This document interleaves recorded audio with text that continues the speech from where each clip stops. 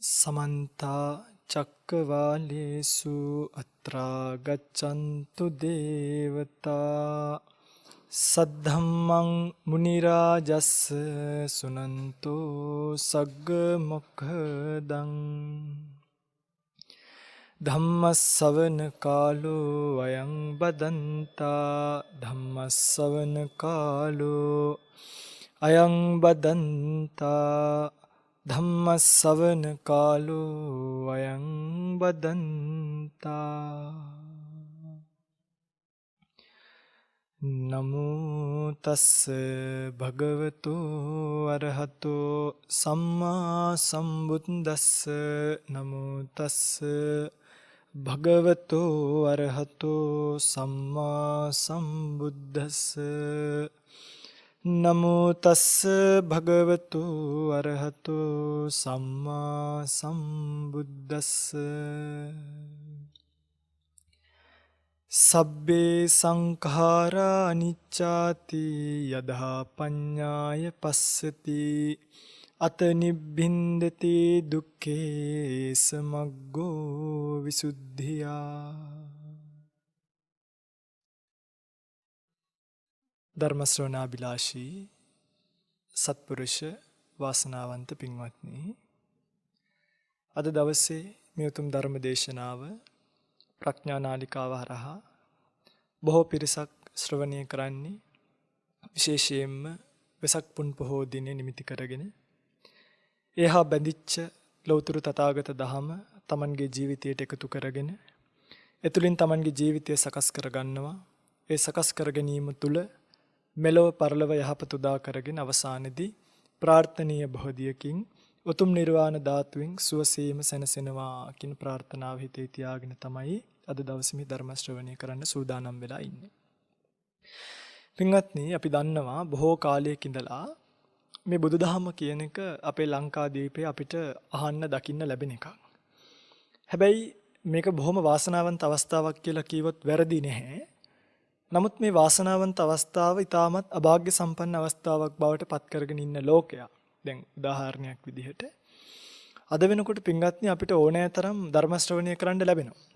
ගුවන් විදුලි නාලිකා හරහා, රූපවාහිනී නාලිකා හරහා, අන්තර්ජාලය හරහා කැමැති ස්වාමීන් වහන්සේ නමකගේ කැමැති බණක් කැමැති වෙලාවක අහන්න පුළුවන් පහසුකම් අද වෙනකොට ලෝකේ සැලසීලා තියෙනවා.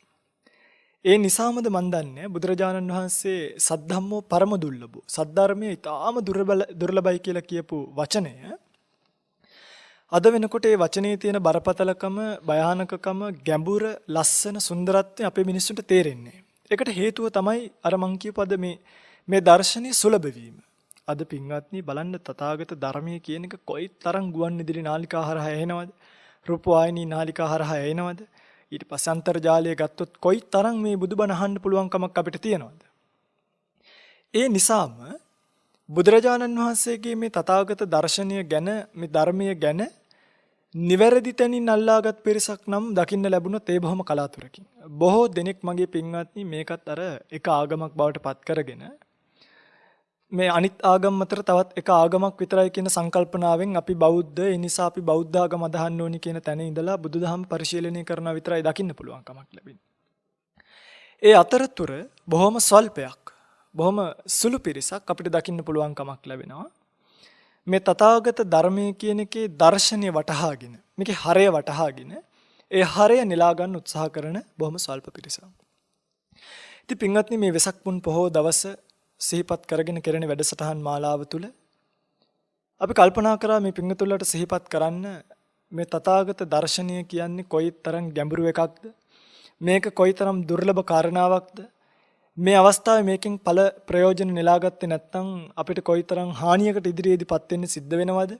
ඒ නිසා වහවහාම මේ දර්ශනේ ඵල නෙලා ගන්න කොහොමද කියන කාරණාව දිගින් දිගටම සිහිපත් කරන්න. පින්වත්නි, බුදුරජාණන් වහන්සේ මේ ලෝකයට පහළ වෙලා දේශනා කරන්නේ මේ ලෝකයේ දුකක් බව. මේ ලෝකයේ දුකක්. ඒ නිසා නුවණ තියෙන ප්‍රඥාවන්ත පිරිස මේ ලෝකයේ දුකක් ලෙස දැකලා, දුකක් ලෙස දැනගෙන මේ ලෝකෙන් ඈතර වෙන්න. ඕක තමයි බුදුරජාණන් වහන්සේ නමක් ලෝකයට පහළ වෙලා දේශනා කරන යථාර්ථය. දැන් පින්වත්නි ලෝකයේ දුකයි කියලා කීවට අපේ මිනිස්සු හිතන්නේ මේ ඔළුවේ කැක්කුමක් හැදුනහම දුකයි.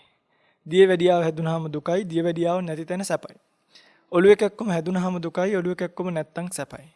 යාන වාහන ලැබුණාම සැපයි, යාන වාහන නැත්තම් දුකයි. මෙන්න මේ වගේ මේ දුක කියන එක බොහොම පුංචි තැනකින් අල්ලන්නේ. නමුත් පින්වත්නි බුදුරජාණන් වහන්සේගේ දේශනාවේ දුක කියලා සඳහන් කරේ මේ වගේ මේ පුංචි පුංචි තැන් නෙමෙයි. අපි මේක හොඳට තේරුම් ගන්න ඕනේ. මේක තේරුම් නොගන්න තාක් අපිට නිවන කෙරෙහි ඡන්දයක් ඇති වෙන්නේ නැහැ. ඇයි දැන් බොහෝ ඇත්තෝ හිතන් ඉන්නේ මේ නිවන් දැක්කම ඔක්කොම නැති වෙනවා. නිවන් දැක්කම ඔක්කොම නැති වෙනවා නම් අපේ හාමුදුරුවනේ ඒ නිවනේ තියෙන සැපේ මොකද්ද කියලා අපෙන් අහනවා. ඉතින් පින්වත්නි නිවන් දැක්කම ඔක්කොම නැති වෙනවා තමයි. ඒ නිවනේ තියෙන සැපේ මොකක්ද කියලා දැනගන්න නම් දුක කියනක හරියට තේරුම් ගන්න ඕනේ. එහෙම නැත්නම් මගේ පින්වත්නි සමහර මිනිස්සුන්ට බය හිතෙනවා. ආපහු සැරයක් ඉපදෙන්නේ නැහැ. ආපහු සැරයක් ගෙවල් දොරවල් ලැබෙන්නේ නැහැ. ආපහු සැරයක් යාන වාහන ලැබෙන්නේ නැහැ කවම අපිට නම් එහෙම එකක් එපා. අපිට ආපහු ඉපදෙන්න ඕනේ. තව මේ ලෝකෙ විඳින්න ඕනේ. තව මේ ජීවිතේ ජීවත් වෙන්න ඕනේ කියලා මහා මුලාවකින් ජීවත් වෙන ගතියක් දකින්න පුළුවන් කමක් ලැබෙනවා. ඒ නිසා මගේ පින්වත්නි බුදුරජාණන් වහන්සේ මේ ලෝකයේම දුකයි කියන තැන දේශනා කළේ ජාතිපි දුක්ඛා, ජරාපි දුක්ඛා, ව්‍යාධිපි දුක්ඛා, මරණම්පි දුක්ඛා ආදී වශයෙන් අවසානයේදී සිහිපත් කරනවා උන්වහන්සේගේ දේශනාවේ සංකිට්ඨේන පංච උපාදානස්කන්ධා දුක්ඛ. පංච උපාදානස්කන්ධයම දුකක් කියලා. මෙන්න ලෝකයේ දුක ස්කන්ධ පංචකයකින් හැදිච්ච ලෝකය ඒ ස්කන්ධ පහ පෝෂණය කිරීමකින් දුකයි. කොච්චර පෝෂණය කරත් ඒ පෝෂණය කරන අතරතුර දවන ස්වභාවයෙන් මේ ස්කන්ධ පහ දුකයි. කොච්චර දවදව ජීවත් වුණත් පෝෂණය කර ජීවත් වුණත් අවසානයේදී විපරිණාමයටපත් වෙනවා. නැති වෙලා යන ස්වභාවය, අනිත්‍ය ස්වභාවයේ පවතින නිසා ස්කන්ධ පහ දුකයි. බුදුරජාණන් වහන්සේ දේශනා කළේ ඕකයි. පින්වත්නි හොඳට කල්පනා කරලා බලන්න. දැන් අපි හිතන් හිටියට මේ ලෝකයේ සත්වයක් හිටියාය, පුද්ගලයෙක් ඉන්නවාය, අම්මා ඉන්නවාය, තාත්තා ඉන්නවාය කියලා බුදුරජාණන් වහන්සේගේ දේශනාව අනුව ඇත්තටම කල්පනා කරලා බලනකොට මේ ලෝකේ එහෙම සත්පුද්ගල භාවයක් නැහැ. හුදු බුදුරජාණන් වහන්සේ දේශනාවෙන් පෙන්නනවා හේතුඵල න්‍යායකට අනුව ක්‍රියාත්මක වෙන ස්කන්ධ පහක් විතරක් තියෙනවා. මේ පිටුල්ල දන්නවා. රූප, වේදනා, සංඥා, සංකාර, විඥාන කියන මේ ස්කන්ධ පහ. මෙන්න මේ ස්කන්ධ පහ ලෝකේ පහළ වෙච්ච තැන. දැන් ඔය ඇත්ත උපදුනහම දැන් අපි ඔක්කොම මේ ස්ථානයේ ඉන්න මේක ශ්‍රවණය කරන මේ ඔක්කොම ස්කන්ධ පහක් විතරයි. රූපස්කන්ධයක්, වේදනාස්කන්ධයක්, සංඥාස්කන්ධයක්, සංකාරස්කන්ධයක්, විඥානස්කන්ධයක්. හැබැයි අපි හිතන් ඉන්නවා මෙතන නේද චිත්‍රා ඉන්නවාය, සෝමපාල ඉන්නවාය, ජෝතිපාල ඉන්නවාය කියලා එක එක නම් දාගෙන අපි හිතන් ඉන්නවා මෙතන හවලා ඉන්නවා කියලා. වෙනික හොඳට බලන්න මේ ජීවිතයේ ආරම්භයේදී මේ ජීවිතය ඔබ අම්මගේ කුසින් පහළ වෙනකොට ඔබට ওই නම තිබ්බද? නැහැ. හුදු ස්කන්ධ පහක පහළවීමක් විතරක් සිද්ධ වුණා. එතකොට ඔබට නමක් තිබෙන්නේ. එතකොට මේ ස්කන්ධ පහ අරම්මගේ බඩින් තමයි ආවේ කියලා එක දැනගන්න දොස්තර මහත්තයා මොකද කරේ? පොඩි නේම් ටැග් එකක් අතේ එල්ලුවා. අම්මගේ නම ලියලා. ඒ ඔබට නමක් තිබ්බේ නැහැ ඒ වෙලාවේ. මේ ස්කන්ධ පහ අහවල් අම්මගේ, මේ ස්කන්ධ පහ අහවල් අම්මගේ, මේ ස්කන්ධ පහ අහවල් අම්මගේ කියලා කැටගරයිස් කරලා වෙන් කරලා තියලා පස්සේ තමයි අම්මා තාත්තා ගෙදර එක්කන් ගිහිල්ලා මගේ ස්කන්ධ පහට නමක් දාගන්න ඕනේ. හඳුනා ගන්න බෑ නැත්තම්. අන්න හැම අම්මා කෙනෙක්ම තමන්ගේ දරුවා කියන මේ ස්කන්ධ පහට දැම්ම නමක්.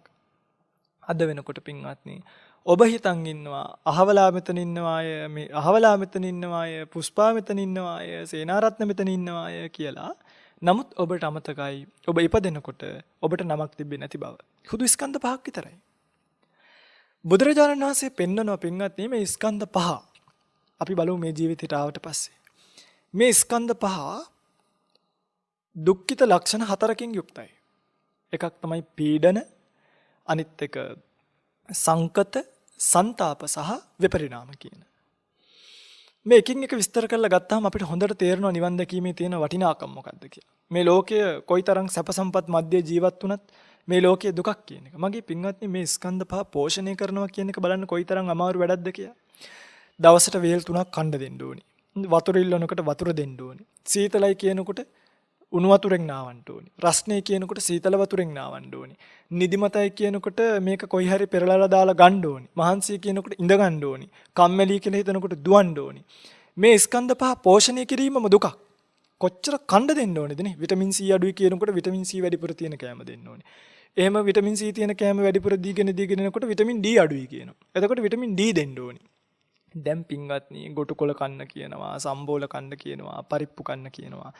මේ ස්කන්ධ පහ රැක ගැනීම පිණිස අපිට යුද්ධයක් නටන්න වෙලා. පින්වත්නි මම කිව්වොත් අපි ජීවත් වෙනවා කියලා කරන්නේ.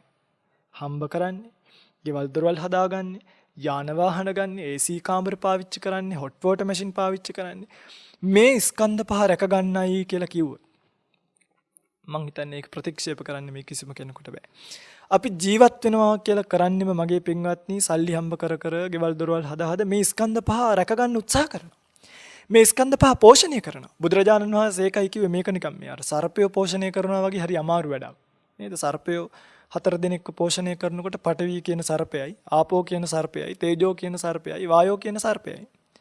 නයි 4 දෙනෙක් තියාගෙන හොරතල් කර කර කන්න දිදී හැදුවට වැඩක් නැහැ. පොඩ්ඩ වැරදුනොත් දෂ්ට කරන්න පුළුවන්. අන්න ඒ වගේ මේ ශරීරය මේ යන අතරතුර මගේ පින්වත්නි පාරේ තියෙන ගල් වලින් බේර ගන්න ඕනි. ඔළුවට කොයි වෙලේ ලයිට් කනුවක් ඇදගෙන වැටෙයිද දන්නේ නැහැ. පාරේන වාහනයක් කොයි වෙලේ මේ ස්කන්ධ පහ යට කරගෙන යයිද කියලා කියන්න බෑ. මලක් වගේ රක ගන්න වෙනවා. ඒ නිසා නේද වෙඩි නොවදින වාහන, ඊට පස්සේ ඔටෝ බ්‍රේක් සිස්ටම් තියෙන වාහන, එක දේවල්. මේක රැක ගන්න පින්වත්නි මේ ලෝකෙට ඇවිල්ලා තියෙන දේවල්. කරන්ට් එක වදිනකොට ඕෆ් වෙන ටිප් ස්විච්, විවිධ දේවල් ලැබිලා මේ ස්කන්ධ පහ පෝෂණය වෙන්න රැක ගන්න අවශ්‍ය කරන දේවල් සම්පාදනය වෙලා. එහෙනම් පළවෙනි දුක තමයි මෙන්න මේ දුක. මේකට කියනවා සංකත දුක කියලා. සංකත දුක කියලා කියන්නේ මොකද්ද? ස්කන්ධ පහ පෝෂණය කිරීමේ දුක. මේකට කණ්ඩ දෙන්නයි, බොණ්ඩ දෙන්නයි, නාවන්නයි අතිශය දුකක්. ඒකත් පැත්තකින් තියමු. කොහොම හරි කමක් නැහැ. මොනවා හරි ගොටුකොළ දීලා හරි, පුන්නක්කු දීලා හරි මේක කොහොම හරි පෝෂණය කරා කියලා හිතන්නේ. මේ පෝෂණය කරන අතරතුර අපිට විඳින්න වෙන දුක බලන්න පින්වත්. ජාති ගින්නෙන්, ජරා ගින්නෙන්, ව්‍යාධි ගින්නෙන්, මරණ ගින්නෙන්, ප්‍රිය දේවල් වෙන්වීමේ ගින්නෙන් ආදී වශයෙන් ගිනි 11කින්, රාග ගින්නෙන්, ද්වේෂ ගින්නෙන්, මෝහ ගින්නෙන් ආදී වශයෙන් අපිට ගිනිගෙන ජීවත් වෙන්න වෙලා. කොයිතරම් හොඳට කාමරයක දාලා සැලකුවත් මේක වයසට යන එක අපිට නවත්ත ගන්න පුළුවන් කමක් නැහැ.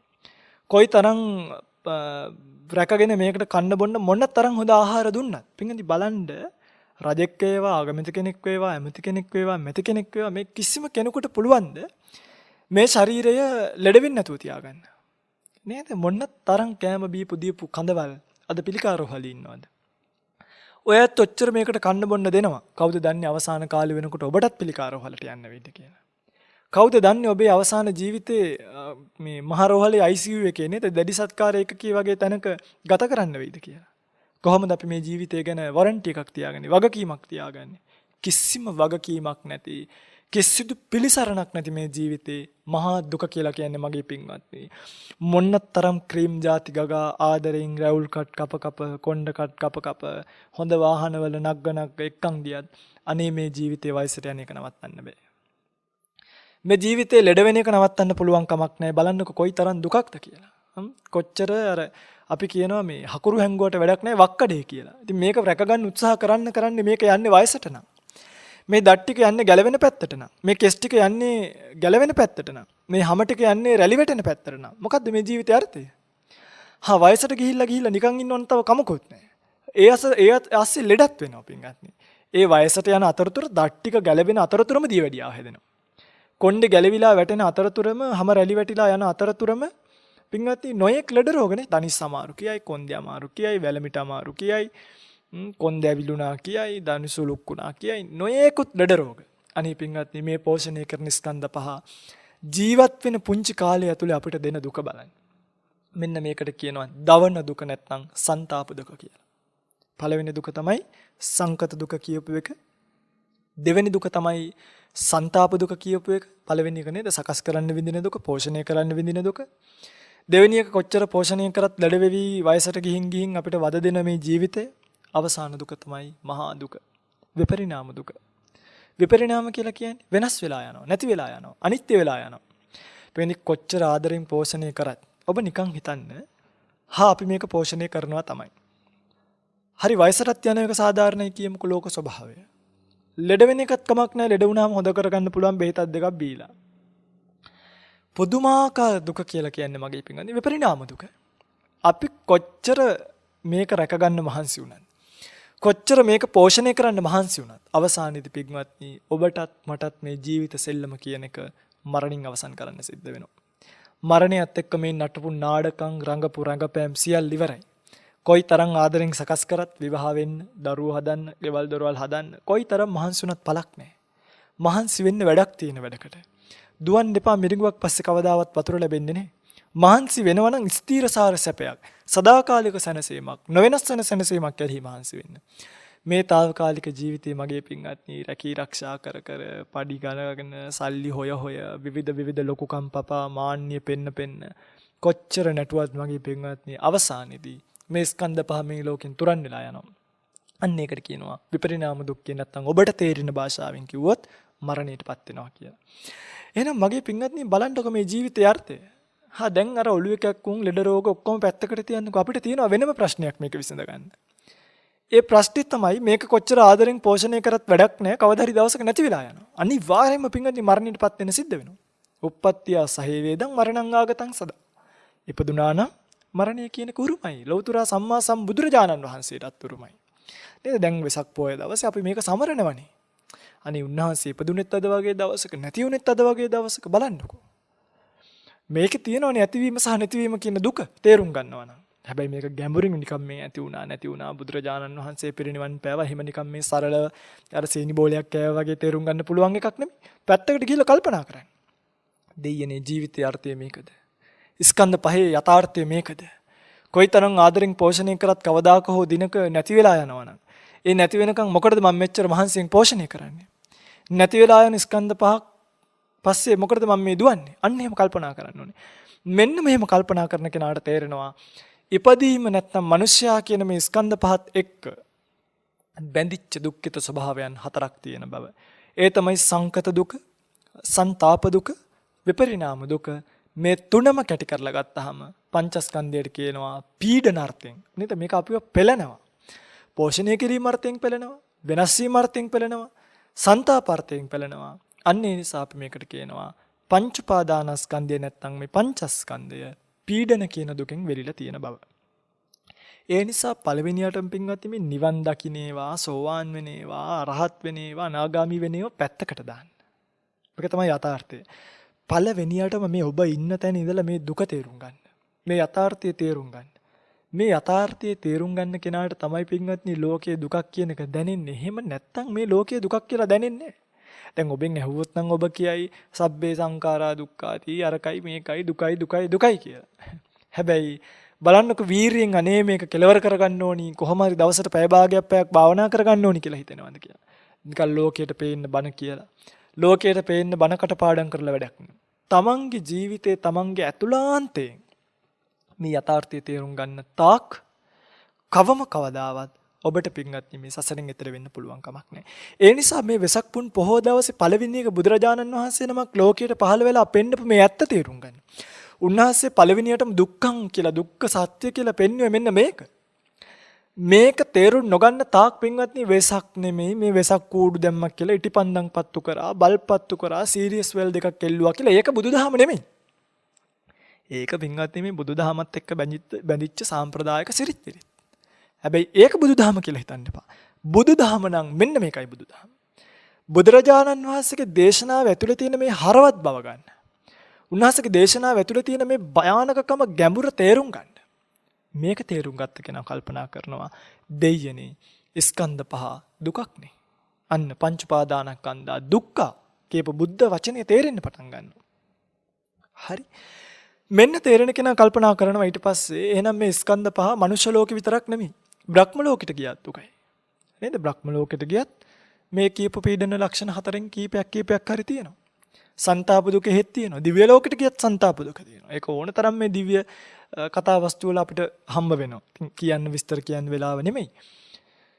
ඒ නිසා ඔන්න තේරුම් ගන්නවා මේ එක්ටිස් භූමිතලය තුල නැත්තම් මේ සක්වල තුල ඒකවෝකාර බව තියෙනවා, චතුවෝකාර බව තියෙනවා, පංචවෝකාර බව තියෙනවා. දැන් ඒකවෝකාර, චතුවෝකාර, පංචවෝකාර කියලා කියන්නේ දැන් පංචස්කන්ධයම තියෙනවා නම් ඒකට කියනවා පංචවෝකාර භව. පහක්ම තියෙනවනේ. පංචවෝකාර භව කියලා. එතකොට සමහර තැන් තියෙනවා ඔය අරූපී තලවල රූපස්කන්ධය නැහැ. ඒකේ තියෙන්නේ වේදනා, සංඥා, සංකාර, විඥාන කියන හතර විතරයි. අන්නේ අරූපී තලවලට කියනවා චතුවෝකාර භව කියලා. ඒකේ පහක් නැහැ. ඒකේ තියෙන්නේ හතරයි ස්කන්ධ. ඊළඟට අසඤ්ඤී තලවල. අසඤ්ඤී තලවල රූපේ විතරයි තියෙන්නේ. අන්න ඒකට කියනවා ඒකවෝකාර භවයක් කියලා. ඒකවෝකාර වේවා, චතුවෝකාර වේවා, පංචවෝකාර වේවා යම් තැනක මේ ස්කන්ධ පංචකෙන් එකක් හරි පිහිටියා නම් එතන පින්වත්නි පැහැදිලිවම මේ සංකත ਸੰతాප විපරිණාම කියන දුක්ඛිත තත්වයන් පීඩන අර්ථයෙන් අපිව පෙළෙනවා. ඔන්න ඊට පස්සේ ප්‍රඥාවන්තය තේරුම් ගන්නවා එහෙනම් ස්කන්ධ පංචකයේ යම් තැනක පිහිටියා නම් ජාතිය කියලා කියන්නේම දුකක්. ඒක කොහේ හෝ වේවා. දැන් මම මේ කිව්ව සුගති උත්පත්ති විතරයි. ඊට පස්සේ දුගති උත්පත්තියකට කියොත් പ്രേත අසුර තිරසන් නිරය වගේ. ඉතින් ඒ ගැන ආයි කතා කරන්න දෙයක් නෑ. අපි පිංගුතුල්ලා කවුරුත් මේ තිරසන් പ്രേත අසුර ලෝකවල වල දුක දන්නවා. හැබැයි මේකේ දුක කියලා කියන්නේ මගේ පිංගත්නි මේ ස්කන්ධ පහ අපිට දෙන පීඩාවමයි. මේක හොඳට තේරුම් ගන්න. ඔන්න ප්‍රඥාවන්තයා කල්පනා කරනවා එහෙනම් භවය කියන්නේ දුකක්.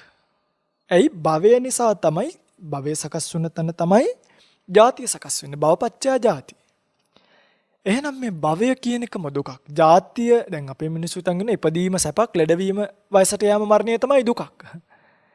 ජාතිය සුඛං කියලා අපේ මිනිස්සු හිතන් ඉන්නේ. ලෙඩ වෙන්නේ නැතුව, මැරෙන්නේ නැතුව දැන් ඔයත් කැමති නැද්ද? ලෙඩ වෙන්නේ නැතුව, මැරෙන්නේ නැතුව, වයසට යන්නේ නැතුව තිබ්බනම් ඔයත් නිවන් දකීද? ඔය නේද? එහෙනම් මම නිවන් දකින්න යන්නෙත් නැහැ. ඇයි පින්ගන්නේ ඉපදිලා සැපසේ ජීවත් වෙලා වයසට යන්නෙත් නැත්තම්, ලෙඩ වෙන්නෙත් නැත්තම්, මැරෙන්නෙත් නැත්තම් මොකක්ද අපිට තියෙන ප්‍රශ්නේ? මොකක්ද අපිට විසඳ ගන්න බැරි? හැබැයි හොඳට මතක තියාගන්න භාග්‍යතුන් වහන්සේ ජරා ව්‍යාධි මරණ කියන තුන නෙමෙයි. ජාතිපි දුක්ඛ ඉපදීමත් දුකක්. ඒක කිව්වේ මෙන්න මේ පංච පාදානස්කන්ධය දුකයි කියන අර්ථයෙන්. එහෙනම් ඉපදීම දුකක් නම් පින්වත්නි ඉපදින්නේ භවයක් සකස් වෙන නිසා. එහෙනම් අන්න භවයම දුකක් කියන එක සත්‍යයට තේරෙන්න ඕනි.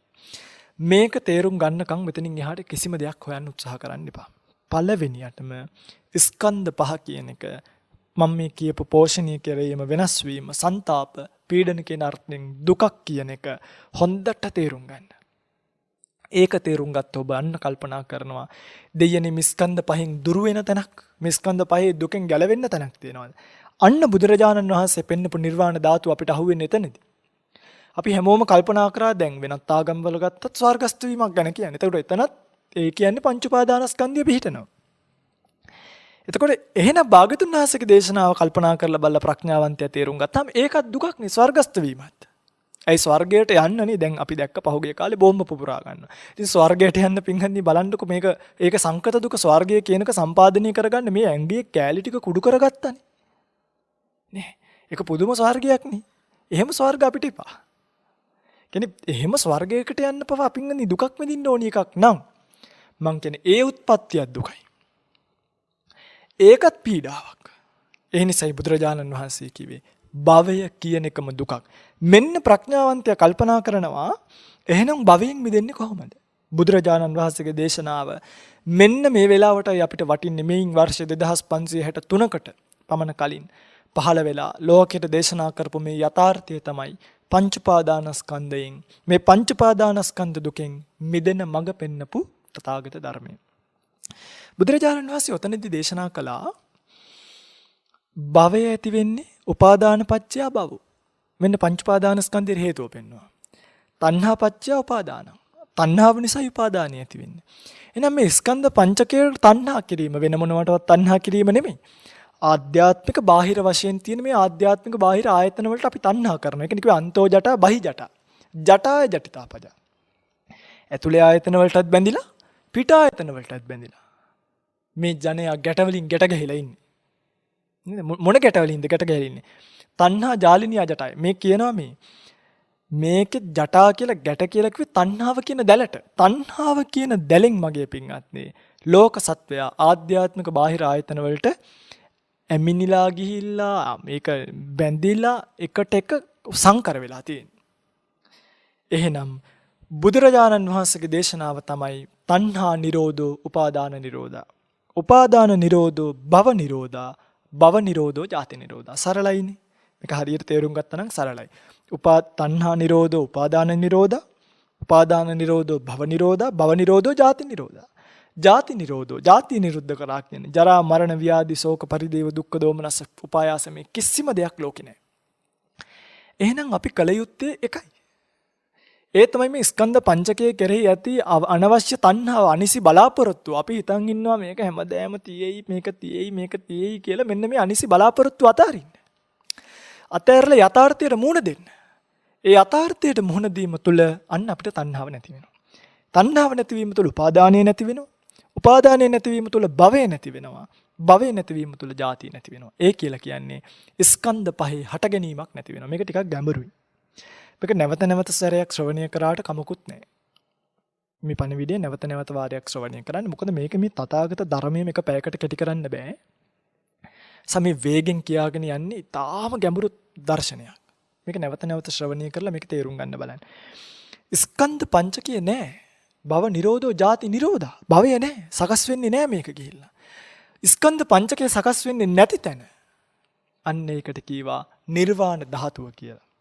සංකත නෑ නිර්වාණ ධාතුව. ස්කන්ධ පංචකය නිවන කියලා එකක් මේ කොහෙවත් නෑ. දැන් අපිට නවසීලන්ත යනවා කියලා ප්ලේන් එක නැගලා යන්න පුළුවන්. නිවනට ප්ලේන් එක යන්න පුළුවන්ද? බෑ. එහෙම යන්න බෑ. ඒ මොකද නිවන කියන්නේ යම් තැනකට නෙමෙයි. නිවුණා. ස්කන්ධ පංචකය නිවිලා ගියා. යතා යම්ප දීපෝනේ මේ අපි කියන්නේ මේ පහනක් නිවිල ගියා වගේ කියලා. කීනං පුරාණං නවං නත්ති සම්භවං විරත්ත චිත්ත ආයතකේ බවස්මින්. තේ කීන බීජා විලුල්ලිච්ඡන්දා නිබ්බන්ති දීරා යතා යම්ප දීපෝ. හරියට පහනක් නිවුණා වගේ. පහනක් නිවුණාම ඒ දැල්ල වමට ගියා කියන්නත් බෑ, දකුණට ගියා කියන්නත් බෑ, උඩට ගියා කියන්නත් බෑ, යටට ගියා කියන්නත් බෑ. ඒක නිවුණා. අන්න ඒ වගේ ස්කන්ධ පංචකයට අවශ්‍ය කරන තණ්හාව කියන තෙල් ටිකයි තිරයි අයින් කරාම මේ ස්කන්ධ පංචකය නිරුද්ධ වෙනවා, නැති වෙනවා, හටගන්නේ නැහැ. අන්න ඒකට කියනවා පින්වත්නි නිවන කියලා. නිවන කියන එක සැපක් වෙන්නේ නිවනේ යමක් ඇති නිසා නෙමෙයි. නිවනේ ඔය ඔබ හිතනවා වගේ කිරිහට්ටි අයිස්ක්‍රීමුයි ඒව නැහැ. නිවන කියන එක සැපක් වෙන්නේ සංකත දුක නිවනේ නැති නිසා. පෝෂණය කරන්න ඕනේ නැහැ ස්කන්ධ පහක්. ස්කන්ධ පහක් පෝෂණය කරන්නේ නැහැ කියලා කියනම වෙනස් වෙන ස්කන්ධ පහක් නැහැ. දවන්නේ ස්කන්ධ පහක් නැහැ. අන්න පීඩනාර්ථය නැහැ. සංස්කාර පීඩාව නැහැ. සංස්කාර නිසා ඇති වෙන වෙහෙස නැහැ. සංස්කාර නිසා නැති වෙච්ච අස්වැසිල්ල නැහැ. අන්න එහෙනම් මගේ පින්වත්නි නිවන කියලා කියන්නේ ස්කන්ධ පංචකේ දුරු කරපු තැන. තේරෙනවනේ? භවය කියලා කියන්නේ මම මේ කියපු ස්කන්ධ පංචකයට මේක දුකක් කියන එක පළවෙනියටම තේරුම් ගන්න. නිවන කියලා කියන්නේ භවයෙන් මිදිච්ච ස්කන්ධ පහෙන් මිදිච්ච තැනට කියනවා නිවන කියලා. එහෙනම් දැන් නිවන් දකින්න දැන් ඕක කීවහම හරි අපේ හැමදෙරෝනේ අපිට තේරෙනවා ස්කන්ධ පහ දුකක් නිවන සැපක්. අපි කොහොමද නිවන් දකින්නේ? දැන් ඔන්න ඔය ප්‍රශ්නෙට තමයි පිළිතුර දෙන්න හදන්නේ. පින්වත්නි දැන් බුදුරජාණන් වහන්සේ කිව්වනේ දේශනා කළානේ තණ්හාව නිසා තමයි මේ ස්කන්ධ පහ ඇති වෙන්නේ කියලා. නම් මං ඇහුවොත් මම පින්වතුන්ලා වැඩිපුර කැමති දුකටද සැපටද කියලා. පින්වතුන්ලා වැඩිපුර කැමති දුකටද සැපටද කියලා මං ඇහුවොත් පින්වතුන්ලා හැමදෙනෙක්ම කියයි අපි කැමති අපේ හැමදෙරුනේ සැපට. අපි කවුද දුකට කැමති? එහෙනම් බුදුරජාණන් වහන්සේ කියනවා දුක ඇති වෙන්නේ තණ්හාව නිසා. එහෙනම් අපි සැපට කැමති නම් තණ්හාව තියෙනකන් අපිට සැප ඇති වෙන්නේ නැහැ. තණ්හාව නිසා දුක ඇති වෙන්නේ කියවනම් දෙකක් නැහැ. තණ්හාව නිසා තමයි දුක ඇති වෙන්නේ. තණ්හාව නැති තැන සැපක්මයි. නේද? තණ්හාව නැති තැන සැපක්මයි. එහෙනම් අපි කවුරුත් දුකට කැමති නැත්නම් අපි කවුරුත් සැපට නම් කැමති. මම ඔයත්තන්ට යෝජනාවක් කරනවා අද දවසේ මේ ධර්ම ශ්‍රවණය කරන ඇත්තෝ මේ බණ ටික අහලා ඉවර වෙනකොට අපි මේ තණ්හාව කියන එක අයින් කරලා දාමුද? තණ්හාව අයින් කරා නම් ප්‍රශ්නයක් නැහැ. දරුවා කෙරෙහිත් දැන් ඔබට මහා ලොකු දේවල් නැහැනේ තණ්හා කරන ඔය චූටි චූටි තැන් දෙක තුනකනේ පැටලිලා ඉන්නේ. නෝනා වෙයි, මහත්තයා, දරුවා, යාන වාහන, ඉඩම් කඩම්, ගෙවල් දොරවල්, අම්මා තාත්තා ඔය වගේ කිහිපයක් තියෙනවා. අනිත් ඒවා අතහැරගන්න බැරි දේවල් නෙමෙයි. අතහැරගන්නම බැරි දරුවා කෙරෙහි තියෙන තණ්හාව. මං කියනවා අපේ අම්මලා තාත්තලාට ඔක්කොටම නිවන් දකින්න ඕන නම්, භව දුක නිමා කරගන්න ඕන නම් දරුවා කෙරෙහි තියෙන තණ්හාව අතාරිමු. අද ඉඳන් ඉවරයි ප්‍රශ්නේ. මේ බණ ටිකත් ඉවර කරන්න පුළුවන්. ආයිත් සැරයක් ප්‍රඥා නාලිකාව වුණෙත් නැහැ, වෙන නාලිකාව වුණෙත් නැහැ. ඔක්කොම ඉවරයි. නිවන් දකින්න පුළුවන්. හැබැයි මෙතන තියෙන ප්‍රායෝගික ප්‍රශ්නයක්. ඒ තමයි මගේ පින්වත්නි ඔබ කැමති නැහැ මේ තණ්හාව දුරු කරන්න. ඔබට බෑ මේ තණ්හාව දුරු කරන්න. මගේ පින්වත්නි මේ තණ්හාව දුරු කරන්න උත්සාහ කරන්නත් එපා. මේ තණ්හාව දුරු කරගන්න උත්සාහ කරන්න එපා කියලා කියන්නේ මේ තණ්හාව දුරු කරන්න ඔබට දැම්ම බෑ. පින්වත්නි මේ බැඳීම් කියනේම පුංචි පහේ දේවල් නෙමෙයි. බුදුරජාණන් වහන්සේ මේ නැත්තම් මේ නිවන් දකින්න පිරිස්. ඇයි මේ පැවිද්ද අඩු? ඇයි පැවිදි වෙලා පැවිද්ද රැඳෙන්න බැරි? ඇයි මේ සංසාර දුක නිදහස් කරගන්නම් කියලා හිතලා සංසාර දුකෙන් නිදහස් වෙන්න ඕනේ කියලා හිතන පිරිස් අඩු. මොකද ඒ යත්තන්ට බැඳීම් නැති කරගන්න බෑ. පින්වත්නි ඔබට නෙමෙයි බැඳීම් කියන එක සෝතාපන්න උනත් නැති වෙන්නේ. නිසා මේක වරදවා ගන්න එපා. ඔබට මතකයි නම් විශාකාව තමන්ගේ මිනිබිරියක් නැති වෙච්ච වෙලේ කොණ්ඩේ තෙමාගෙන නේද ජේතවනාරාමයේ වටේට අඬ ගියා කියනවා. ශෝක කර කර ශෝක කර කර. එතකොට විශාකාවත් සෝවාන් වුණේ අවුරුදු 7ේදී. එහෙනම් සක්කාය දිට්ඨිය දුරු කරා තමයි. දිට්ඨි විපල්ලාසය දුරු කරා. හැබැයි සංඥා විපල්ලාසයයි චිත්ත විපල්ලාසයයි විශාකාවට තිබ්බා. ඒ නිසා ඇයටත් බැඳීම් කෙරෙහි බැඳීම් නැති වුණේ නැහැ. ඒ නිසා තමයි අඬ ගියේ. ඊට පස්සේ විශාකාව පැත්තකට තියන්නකො. ආනන්ද ස්වාමීන් වහන්සේ නේද? 80000ක් ධර්මස්කන්ධය දරපු උතුමන් වහන්සේ. අග්‍ර උපස්ථායක භාග්‍යතුන් වහන්සේගේ මේ ළඟම වැඩ හිටපු උතුමන් වහන්සේ. උන්වහන්සේට පිරිනිවන් පාන මොහොතේ වතුර ටික පැන් ටික පවා පිළිගන්නේ උන්වහන්සේ. හැබැයි උන්වහන්සේටත් පුළුවන් වුණාද මේ බැඳීම් අතරින්? බැරි වුණානේ. එක වෙලාවක සරියුත් මහරහතන් වහන්සේගේ ධාතුන් වහන්සේලා අරගෙන එක රහතන් වහන්සේ නමක් වඩිනවා.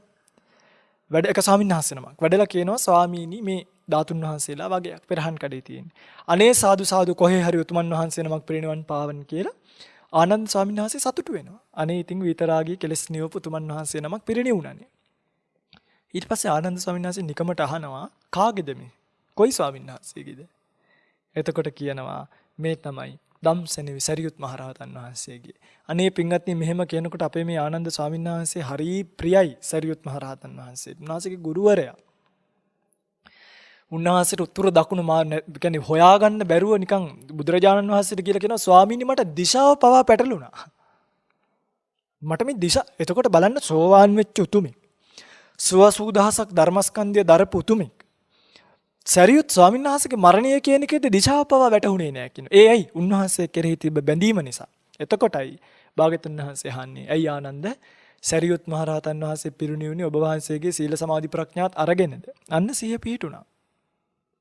ඊට පස්සේ ආයෙ වෙනකොට ධර්මය නොදැනගෙන හිටියා කියලා හිතන්නකෝ.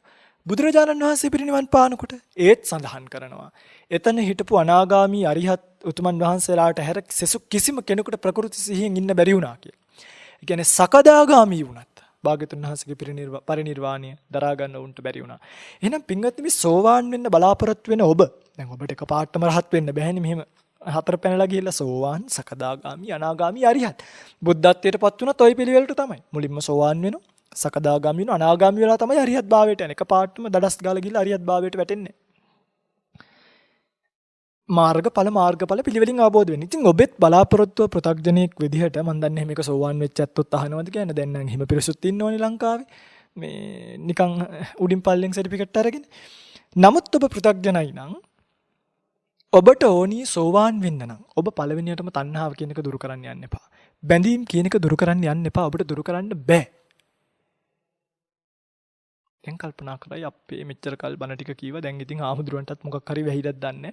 බෙන් තණ්හාව දුරු කරන්න එපා කියනවා. මේ බැඳීම් දුරු කරන්න එපා කියනවා. මගේ පින්වත්නි ඕක කරන්න බෑ.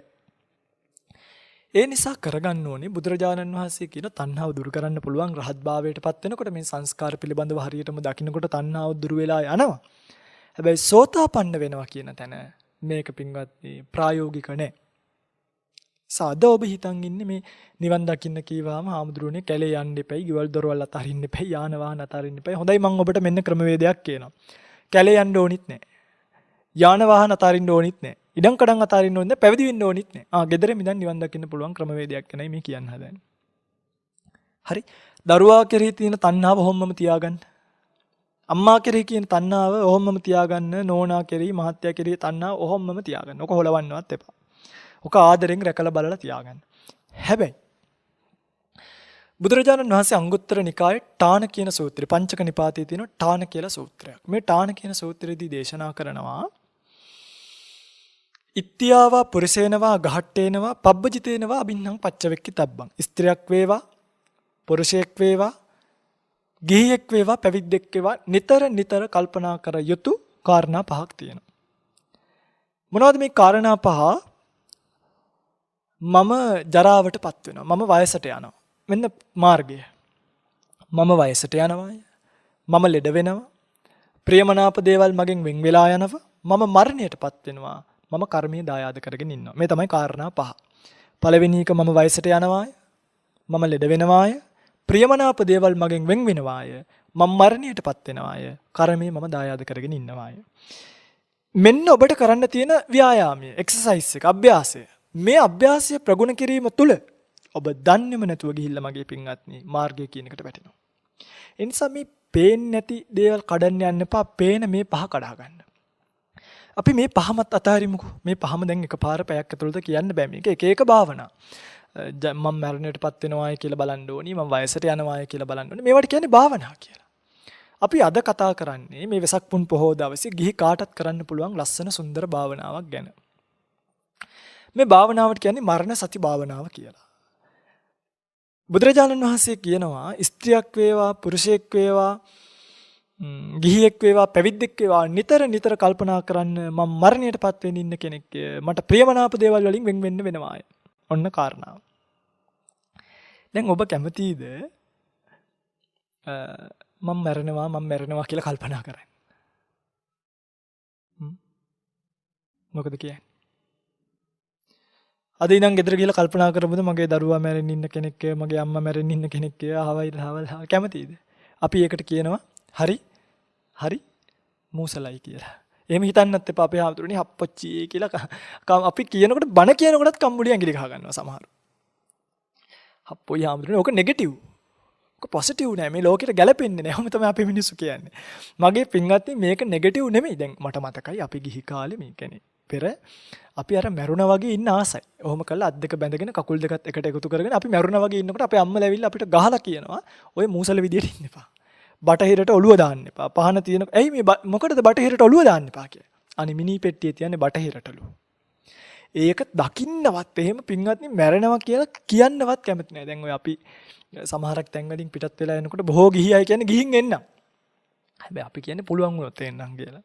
ඒ කියන්න බෑ මගදී පපුව අමාරුවක් එහෙම හැදුනොත්. පුළුවන් වුණොත් එන්නම් ගැටලුවක් වුණ නැති වුණොත් මගදී. හැබැයි බොහෝ ගිහි අය කියන්නේ මම යන්නම් ඈ කීවහම මේ යපෝ යන්නම් කියන්න එපා. ගිහින් එන්නම් කියලා. ආයෙ එන බලාපොරොත්තුව තියෙනවා. يعني මේ ජීවිතේ යථාර්ථය තේරුම් නොගත්ත එකේ විපාකය යන්නම් කියන්න එපා ඒක මූසලයි. ගිහින් එන්න ඒක හොඳයි. ගිහින් එන්නම් කියලා මගදී වාහනකට චප්ප වුණාම අන්න අඬනවා මිනි පෙට්ටියක අයියෝ ගිහින් එන්නම් කියලා ගේ අප්පච්චි මොකද මේ උනේ අපි අන්න හිතුවේ නැති එකේ විපාකය. ඒ නිසයි බුදුරජාණන් වහන්සේ කියන්නේ ඒ දුක ආවේ අරක කල්පනා නොකරපු නිසා මගේ පින්වත්නි. මරණය කියන එක නෙගටිව් නෙමෙයි කල්පනා කරන එක. මේක මූසල නෑ. මේ බලන්න.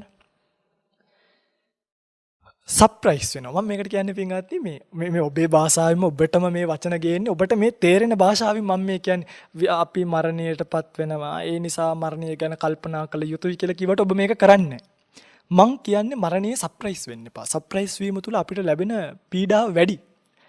අපි මෙතනින් එළියට බහැලා බලනකොට කවුරු හරි කෙනෙක් එකපාරට ඔබට ගෙනල්ලා බෙන්ස් එකක යතුරක් දෙනවා. මෙන්න මේක වදිනම් ඔයාගේ ඔයා තියාගන්න කියලා ලියුමුත් අස්සම් කළා.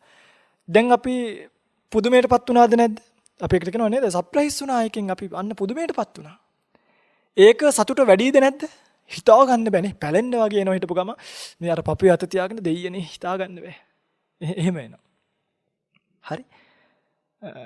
හැබැයි ඔබට කවුරු හරි කෝල් එකක් දෙනවා. අවුරුද්දකට විතර කලින් මම ඔයාලට ඊළඟ අවුරුද්දේ බෙන්ස් එකක් ගෙනල්ලා දෙන්නම්. අහවල් දවසේ මාර්තු 16 වෙනිදාට මම ගෙනල්ලා දෙනවා. දැන් අපි දන්නවා මාර්තු 1 වෙනිදා වෙනකොට තව දවස් 16කින් මට බෙන්ස් එකක් එනවා. මාර්තු 14 දන්නවා තව දවස් 2යි. නේද? 2 more days කී ඇඟිලි ගණගෙන ඉන්නවා. මාර්තු 16 උදේත් අපිට අක් ගාලා දතකට මැදගෙන ලෑස්තිලා අද මට කාර් එකක් එනවා කියලා එළියට වෙලා බලන් ඉන්න. ඔන්න දැන් අරයා ෆොටෝ එකකුත් ගහලා එවනවා. මෙන්න කළු පාට කාර් එකක් ගත්තේ ලස්සන කාර් එකක්. ඔන්න එනවා. දැන් අපි අහවල් තියෙන මෙන්න ලොකේෂන් එකක් දාලා පෙන්නනවා. දැන් අපිට මේක සර්ප්‍රයිස් නෑ. පුදුමයක් නෑ. අනේ ගෙනාවද බොහොම පිං. අනේ ඉතින් හරි ලස්සනයි කියලා චුට්ටක් ආදරෙන් අත ගාලා ගන්නවා. හැබැයි අර වගේ දරා ගන්න බැරි විදිහට එකපාරට පුදුම කිරීමක් කරොත් දැන් අද හැමදේම සර්ප්‍රයිස් නෙනේ. මංගල යෝජනා කරන්නෙත් එහෙම පුදුම වෙන විදිහට. නේද? සුනාමි එන්නෙත් බෝම්බ පුපුරන්නෙත් සර්ප්‍රයිස් එකපාරටම පුපුරනවා ඩොග් ගාලා. එකක දෙක නෙමෙයි දැන් 8-9ක පුපුරන්නේ. හැමදේම සර්ප්‍රයිස් වෙච්ච ලෝකේ දුකේ සර්ප්‍රයිස් වෙන්න එපා. හරි.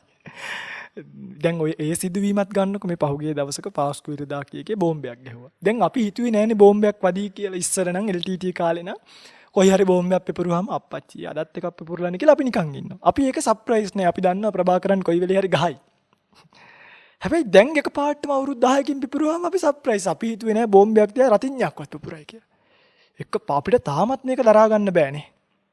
තාමත් මේකේ පීඩාව. ඇයි සර්ප්‍රයිස් වුණා?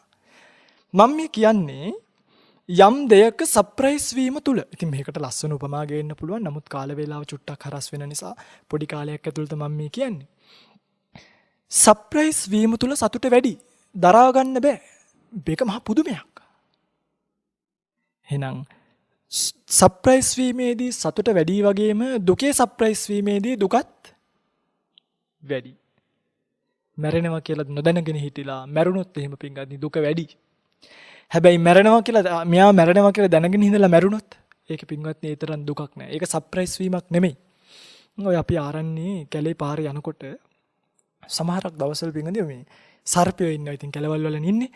සර්පයෝ ඉන්නවා. අපි මෙහෙම මේ ටෝච් ගහගෙන යනවා. දැන් මෙතන පොළඟෙක් ඉන්න පුළුවන්, කුණ කටුවෙක් ඉන්න පුළුවන්, නයෙක් ඉන්න පුළුවන්, පිඹුරෙක් ඉන්න පුළුවන්. යනකොට මගේ පින්වත්නි ඇත්තටම අපි කොයි වෙලේ හරි සර්පයෙක් දකිනවා. දැක්කට පස්සේ අපි සර්ප්‍රයිස් නෑ. කලින් හිතාගෙන ආවි ටෝච් එක ගහගෙන කොයි වෙලේ හරි මෙයා ඉන්න පුළුවන් පුංචි පැංචෙක්. ඒ නිසා දුවන්නේ බය වෙන්නේ නෑ. චුට්ටක් නැවතිලා එයාට යන්න දීලා අපි අපේ පාඩුවේ යනවා. අන්න කලින් දැනගෙන හිටියා, කලින් හිතුවා සර්පයෙක් ඉඳී කියලා. ඒ නිසා සර්පයව දැක්කහම අපිට කරදරයක් උනේ නෑ, බයක් හිතුන්නේ නෑ, පීඩාවක් නෑ, දුකක් නෑ. හැබැයි කෙනෙක් යනවා ආදුනිකයෙක් හරි කවුරු හරි කෙනෙක් මෙහෙ කොයිද සර්පයෝ, අපිව කනවද සර්පයෝ, මෙහෙමයි අපි සිල්වන්තයි කියලා හිතාගෙන යනකොට ලොකු නයෙක් දැක්කොත් එimhe අඩි 7ක විතර මොකද වෙන්නේ? පළවෙනියටම දනිස් දෙක පණ නැති වෙනවා. මේ අධ්‍යක්ීමෙන් දනිස් දෙක පණ නැති වෙලා එක පාට පස්සට විසික් වෙලා උඩ යට මාරු වෙලා හොයාගන්න බැරි වෙනවා පින්ගන්න. ඇයි? එයා කලින් කල්පනා කළේ නෑ සර්පයෙක් ඉඳී කියලා. අන්න ඒ වගේ මගේ පින්වත්නි කලින් මැරෙයි කියලා කල්පනා නොකළ නිසා ගෙදර යම්කිසි වෙලාවක මරණයක් වුණොත් දරුවගේ, මහත්තයාගේ, නෝනගේ කාගේ හරි අපි ඒකට සර්ප්‍රයිස් අනේ හිතුවේවත් නෑ, ගහක් ගලක් වගේ හිටියේ, දෙයියනේ මොකද මේ වුනේ, අපිටමයි මෙහෙම වුනේ කී කල්පනා කරනවා. හැබැයි කලින් දැනගෙන හිටියානම් බුදුරජාණන් වහන්සේත් පිරිණිවුණා. සරියුත් නන්ද ආනන්ද මහරහතන් වහන්සේලාත් පිරිණිවුණා. ජනාධිපතිවරු අගමැතිවරුත් මැරිලා ගියා. එහෙනම් මේ මරණය කියන එක අපි කාටත් පොදුයි. අපි කවුරුත් මැරෙනවාය කියලා අනිවාර්යයෙන්ම දැනගෙන හිටියා නම් නිසකවම හිතන්නකෝ තමන්ගේ දරුවා මැරිලා ගෙදර එන. අපිට මොකක්ද හිතෙන්නේ? මරණය දැක්ක ගමන් පින්වත්නි සර්ප්‍රයිස් වීමක් නෑ. අපිට හිතෙනවා දෙයියනේ මේක නේද සංස්කාරවල ස්වභාවය. බුදුරජාණන් වහන්සේ මේක නේද දේශනා කළේ අවුරුදු ගාණක් පුරාවට. මේක නේද මේ අපේ ස්වාමීන් වහන්සේලා නිතර දේශනා කරන යථාර්ථය. අනේ දෙයියනේ මේ වගේ දුක් වෙලා වැඩක් නැහැ. මේ දරුවට විතරක් නෙමෙයි මහත්යටත් එන්න පුළුවන්. මහත්යටයි දරුවටයි විතරක් නෙමෙයි මටත් කවදා හරි දවසක එනවා කියලා. අන්න දුකේ සර්ප්‍රයිස් නෑ. ඒක බලාපොරොත්තුෙන් හිටියේ. ඒ නිසා සැබවින්ම පින්වත්නි කෙනෙක් මරණය ගැන කල්පනා කරනවා කියලා කියන්නේ ඒක ඕලාරිකව බලන කෙනෙකුට ඒක නෙගටිව් වෙන්න පුළුවන්. හැබැයි මේක සත්‍ය පැතිකඩ ගැන කල්පනා කරන කෙනෙක් මේක තරම් පොසිටිව් දර්ශනයක්, ධනාත්මක චින්තනයක් මේ තුන් ලෝකේ පින්වත්නි වෙනත් කොහේවත් දකින්න පුළුවන් කමක් නැහැ. අනතුර කලින් පෙන්නලා ඒ අනතුරෙන් බේරෙන ක්‍රමවේදයයි බුදුරජාණන් වහන්සේ කිව්වේ. දැන් එදා හිතන්න එදා ওই පල්ලියට යන වෙලාවේ කවුරු හරි කීවනම් ওই බෝම්බේ පුපුරපු වෙලාව මම මේක ගේන්නේ ඔබට මේක තේරෙන නිසා.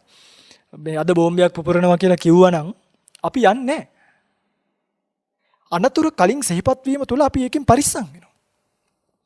හැබැයි අනතුර කලින් සිහිපත් නොවීම තුළ දැන් අද පාරේ යන මිනිස්සු බලන්නකොනේ. බයික් වල 1500ට විතර යන එක තියෙන්නේ 100ට විතර 1500ට විතර වේගෙන් යනවා. අන් මැරෙනවා කියලා අනේ කොයි වෙලේ හරි ලයිට් කරනවා කියලා මූණ චප්ප වෙන්න පුළුවන් කියලා මතක් වුණා නම් අන්න හිමින් සැරේ ඇස්ලේටර් යාත් දන්නේම නැතුව එක් ගානට අඩු වෙනවා. පරිස්සම් වෙන්න ඕනි කියලා කල්පනා වුණා නම් කොයි වෙලේ හරි මැරෙන්න පුළුවන් කියලා අන්න එයා පරිස්සම් වෙනවා. එයාගේ ආයුෂ දිගයි. ඒ නිසා මැරෙනවා කියන එක මගේ පින්වත්නි අනිවාර්යෙන් කල්පනා කරන්න ඕනි. අනිත් එක තමයි දැන් තව කාරණාවක් තමයි මේක මේ අපිට විතරක් පොදු කියන්නේ පුද්ගලික නෑනේ. මේක පොදුයි සමස්ත සමාජයකට වෙච්ච දෙයක්. දැන් අපි මේක කලබල වෙන්න ඕනේ මේක මට විතරක් නෑ. දැන් ඔය ඇත්තන්ගේ ගෙවල් වල කරන්ට් එක ගිහිල්ලා තියෙනවනේ. කරන්ට් එක ගියාම පළවෙනියට මොකද කරන්නේ? කරන්ට් එක ගියාම ගෙදර පළවෙනියට මොකද කරන්නේ? ගෙදරින් එළියට බහලා බලනවා අල්ලපු ගෙවල් වලත් කරන්ට් එක ගිහිල්ලාද කියලා. නේද? ගෙදර කරන්ට් එක ඩක් ගාලා එක පාට ඔෆ් වුණොත් එහෙම පළවෙනියටම කරන්නේ මොකද්ද පින්ගන්නේ? එක්ක බැල්කනි එකට හරි එළියට හරි ගිහිල්ලා බලනවා මුළු වත්තටම ගමටම කරන්ට් එක ගිහිල්ලාද? ඔහොම බලනකොට මුළු ගමටම කරන්ට් එක ගිහිල්ලා නම් අපිට ප්‍රශ්නයක් තියෙනවද? අපි කලබල වෙනවද? නෑනේ. ඒක පොදුයි ප්‍රශ්නය. එහෙනම් ඉතින් අපිත් ඇවිල්ලා පුළුවන් විදිහට ඉටිපන්දමක් පත්තු කරගෙන කරන්ට් එක එනකන් ඉන්නවා. ඔන්න ප්‍රශ්නේ පොදු නෑ. මුළු ගමටම තියෙනවා අපේ ගෙදර විතරක් ගිහිල්ලා නම්. දැන් මොකද වෙන්නේ? අන්න දැන් කලබලෙන් නේද දුවගෙන ඇවිල්ලා ටිප් ස්විච් ගලවනවා, ෆ්‍රිජ් ගලවලා බලනවා, අරකේ කරන්ට් එක ගියාද, අතන ගිහිල්ලාද, ටෝච් ගහගෙන. ප්‍රශ්නේ පුද්ගලිකයි. ඒ වගේ මේ මරණය කියන කරන්ට් එක පින්වත්නි භාග්‍යවතුන් වහන්සේගේ ගෙදරත් ගියා. සරියුත් මුගලන් ආනන්ද නන්ද රාහුල ආදී මහෝත්තමයන්න් වහන්සේගේ ගෙදරත් ගියා. ආයි ඒක මේ මට විතරක් ප්‍රශ්නේ පුද්ගලිකයි නම් අපි බය වෙමු. නේ දැන් ඔය භික්ෂුන් වහන්සේලාට විවිධ චෝදනා. දැන් අපි එහෙම තමයි හිත හදාගන්නේ නේ. දැන් අපිට ඔය එක චෝදනා එනවනේ අරක කරනවා කියයි මේක කරනවා කියයි අරම ಜಾතිය ගැන කතා කරනවා කියයි. නේද බණ කියන්න ගියාම අන්න ඉංග්‍රීසි වචනයක් කිව්වා කියලා කියයි නොඑක් චෝදනා. අපි එතකොට හිත හදාගන්නේ කොහොමද? අර යසෝදරාව දාලා ආපු භාග්‍යතුන් වහන්සේටත් චින්චි මානිකා වගේ පුංචි කෙල්ලෝ ගෙනල්ලා චෝදනා කරේ නැද්ද? යසෝදරාව දාලා ආපු යතුමන් වහන්සේටත් චින්චි මානිකා වගේ පුංචි කෙල්ලෝ ගෙනල්ලා චෝදනා කරා නම් මේ අපි වගේ භික්ෂුන් වහන්සේලාට කවර කතාවදනේ මොන චෝදනා එන්නේ නැති වෙයිද මේ ලෝකේ. එහෙම හිත හදාගන්න. අපිට දාන්න නැති වෙනකොට කල්පනා කරන්න එපා. අයියෝ දෙයනේ හද ඉතින් සම්බෝලයි බතුයි කියලා. තථාගත ලෝතුරු සම්මා සම්බුදුරජාණන් වහන්සේත් යවහල් කාලා ජීවත් වෙච්ච තැන් තිබ්බා. සමීමේ අපට විතරක් පොදු ප්‍රශ්නය පුද්ගලික නෑ. සංඝ සමාජය අසමගීද දුකයිද නෑ හිතාගන්න බුදුරජාණන් වහන්සේ දේවදත්තත් එක්ක මේක කරලා බැරිම තැන පාරිලෙය වනයේට පවා ගියා. උන්වහන්සේගේ විවේකයේ පිණිස. නිසා ඒක භාග්‍යතුන් වහන්සේටත් පොදු කාරණාවක් වෙච්ච නිසා අපිට මේක සාමාන්‍ය පුද්ගලිකයි. ඒ නිසා මරණය කියන එක මගේ පින්වත්නි කල්පනා කිරීම කොයිම වෙලාවකවත් ඍණාත්මක නැත්තම් නෙගටිව් නෑ. මේක අතිශය ධනාත්මක චින්තන රටාවක්. කල්පනා කරන්න ඕනි පියවර මේකේ මම තුනක් ඔබට හඳුන්වලා දෙන්නම්. පළවෙනියටම අපි ඇත්තටම පින්වත්නි අපේ මරණය ගැන කල්පනා කරන්න යන්නේ. හැබැයි මේක අපි එකපාරටම ඉඳගෙන අපි මැරෙනවා කියලා කල්පනා කරොත් අපිට මහා දුකක්. ඒක මහා පීඩාවක් වෙනවා. ඒ දුක නිසා ඒ පීඩාව නිසා අපි එකපාරටම මේ අපි මැරෙනවා කියලා කල්පනා කරන්නේ. අපි කල්පනා කරනවා මේ ලෝකයේ සිද්ධ වෙච්ච මරණ හැම ගෙදරකම කරන්ට් එක ගියාද කියලායි මේ බලන්නේ. එළියට බහැලා බලන්න බුදුරජාණන් වහන්සේත් පිරිණිවුණා නම්. සරියුත් මුගලන් ආනන්ද නන්ද රාහුල ආදී මහෝත්තමයන්න් වහන්සේලාත් පිරිණිවුණා නම්. එහෙනම් මේ ප්‍රශ්නය පුද්ගලික නෑ පින්වත්නි. මේ ප්‍රශ්නේ පොදුයි. මෙන්න මෙහෙම කල්පනා කරනකොට මගේ පින්වත්නි අපිට පොඩි සහනයක් ලැබෙනවා. ඒ කියන්නේ දැන් අපි හිතනවානේ අපි විතරක් මේ මැරෙනවද දන්නේ නැහැ කියලා. නෑ අපි විතරක් නෙමෙයි ලෝකෙම මැරෙනවා. හරියට මෙන්න මේ වගේ. අමාරු පේපර් එකක් ලියලා අපි තුමු ගණන් පේපර් එක ලිව්වා කියලා. ගණන් පේපර් එක ලියලා එළියට එනවා. ඉතින් ගණන් පේපර් එක සමස්තයක් විදිහට අමාරුයි බොහෝ දෙනෙකුට. ඇවිල්ලා දැන් අපි එන්නේ පීඩාවෙන් අප්පච්චියේ ෆේල් වෙයිද දන්නේ නැහැ. ලියා ගන්නත් බැරි වුණා. ප්‍රශ්න කීපයකට විතරයි ලිව්වේ. දැන් ඔහොම කල්පනාවෙන් එනකොට ඇවිල්ලා අපි දැන් දකින්න අපේ යාළුවා ඉන්නවා එහා පැත්තේ කැන්ටින් එක ගාව බීම එකක් බිබි. අපි ගිහිල්ලා අහනවා මේ කොහොමද ගණන් පේපර් එක. මෙයත් අපිට කියනවා කතා කරන්න එපා හරිය අමාරුයි කියලා. අපිට දැන් මොකද්ද දැනෙන්නේ? එයත් විභාගේ අමාරුයි කියලා කිව්වම අපිට සතුටක්ද දැනෙන්නේ දුකක්ද? අපිට පොඩි සැනසීමක් අනේ දෙයිනේ මට විතරක් නෙමෙයි විභාගේ අමාරු මගේ යාළුවා මූටත් අමාරු වෙලා. ඒක අර අපේ කුහකකම වෙන්නේ නැති. හැබැයි අපිට එහෙම සතුටක් එනවා. අපි තව දෙතුන් දෙනෙක්ගෙන් අහනවා මේ විභාගේ කොහොමද? කියන අපෝ ප්‍රශ්නයකටවත් ලියාගන්න බැරි වුණා. දැන් අපිට මොකද දැනෙන්නේ? දැන් සහනයක් ලැබෙනවා මං විතරක් නෙමෙයි ෆේල් වෙන්නේ නේද? ඔක්කොලටම W එකක් එයි. ආපහු සැරයක් පන්ති යන්න පුළුවන්. ඒ වගේ කුහක සිතිවිල්ලක් අපිව සංසුන් කරනවා. ඒ වගේ මරණය කියන එක මේ අනුන්ගේ කල්පනා කරන්න කියලා කිව්වේ ඒකයි. මම විතරක් නෙමෙයි ජීවිතය කියන විභාගයෙන් ෆේල් වෙන්නේ. මට විතරක් නෙමෙයි මේකේ W එකක් එන්නේ. බුදුරජාණන් වහන්සේත් ෆේල් වුණා මරණය කියන තැනදී. ඒ කියන්නේ මේ ෆේල් වුණා කියලා කියන්නේ උන්වහන්සේ මරණය ජයග්‍රහණය කළා. මම මේ සම්මුති අර්ථයෙන් කියන්නේ. උන්වහන්සේටත් මේ ස්කන්ධ පංචකයේ මරණය කියන එක ගලව ගන්න බැරි වුණා. උන්වහන්සේ නැවත ඉපදීම ප්‍රහීන කළා. අන්න දිනපු තැන. ඒ ඉපදීම ප්‍රහීන කරපු නිසා උන්වහන්සේ නැවත සැරයක් මරණයක් සකස් වෙන්නේ. අන්න දිනපු තැන. හැබැයි මේ ජීවිතේ අපි කවුරුත් මැරෙනවා කියන එක සත්‍යක්මයි.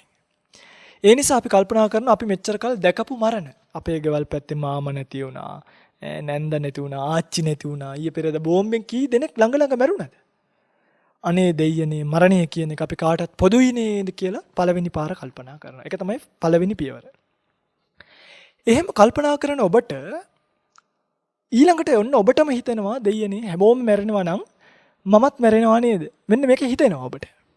දෙවෙනි පියවර තමයි තමන්ගේ මරණය කල්පනා කිරීම. හරි? අපි මරණ සති භාවනාව පිළිබඳව වෙනම දවසක තව ධර්ම දේශනාවක් කරමු. මම මේ කියාගෙන ඉන්නේ තමන්ගේ මරණය ගැන කල්පනා කරනකොට පින්වත්නි අපි යන්න ඕනි අපේ මලගෙදර. පැහැදිලිවම කියනවනේ.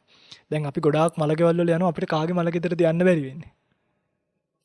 අපිට අපේ මල ගෙදර යන්න බෑනේ. ඒ නිසා අපි ඔක්කොමත් එක්ක එකතු වෙලා දවසට දෙපාරක් විතර අපේ මල ගෙදර යන්න ඕනේ. ට්‍රිප් එකක් යනවා වගේ. මාත්‍රා උදේට එකපාරයි හවසට එකපාරයි. හෙම්බිරිසා හොඳ කරගන්නත් බෙහෙත් බොනවනේ නේද? උදේට 2යි, දවල්ට 2යි, රැයට 2යි. ඒ බීලත් දවස් 5ක් බොන්න ඕනේ හෙම්බිරිසා හොඳ කරගන්න. එහෙනම් සංසාර දුක කියන මේ හෙම්බිරිසා හොඳ කරගන්න අඩුම දවසට දෙපාරක්වත්. නේද? දැන් මම 3 පාරක් කියන්න ඕනේ. නමුත් මේ කියන්නේ නැති ඔබ කරන්නේ නැති නිසා. උදේට නැගිට්ටට පස්සේ දතකට මැදලා එකපාරකුයි රැයට නිදා ගන්න කලින් විනාඩි 15ක් 20ක් විතරයි මේ මාත්‍රාවට බෙහෙත් ටික බොන්න පුළුවන් නම් තමන්ගේ මල ගෙදර පැත්තේ ගිහිල්ලා එන්න පුළුවන් නම් ඔබ මැරිලා බලන්න එක එක විදියට දැන් ඔයත් කොහොමද මැරෙන්න කැමති? හාන්සි පිටු වෙද්දි එකපාරටම ෆන යනවට බොහෝ අය කැමති. හැබැයි එහෙම මැරෙන්නේ නැහැ අපි. අපි බොහෝ දෙනෙක් එක්ක ස්පිරිතාලේ නහයෙන් කටින් බට දාගෙන නර්ස්ලා පහයක් එකතු වෙලා ඉන්ජෙක්ෂන් ලේ ගන්නකොට ECG බට ගහගෙන තමයි මැරෙන්න වෙන්නේ. ඊට අමතරව මුහුදේ ගිලිලා මැරෙන්න පුළුවන් නේද? පාරක යන ගමන් වාහනයකට චප්ප වෙලා මැරෙන්න පුළුවන්. හිටපු ගමන් heart attack එකක් හැදලා හුස්ම ගන්න බැරි වෙලා මැරෙන්න පුළුවන්. ওই වගේ විවිධ මරණ තියෙනවා. ඉතින් මම ඔබට අවස්ථාව දෙනවා කැමති විදිහකට මැරෙන්න. සවුන්දට වතුර ගිලිලා මැරෙන්න. අගහරුවාදට කන්ටේනර් එකකට හැප්පෙන්න. බදාදට ගිහිල්ලා මුහුදේ ගිලිලා මැරෙන්න. ඒ වගේ කැමති විදිහකට මැරලා බලන්න. මැරුණට පස්සේ ඔබට වෙන දේ.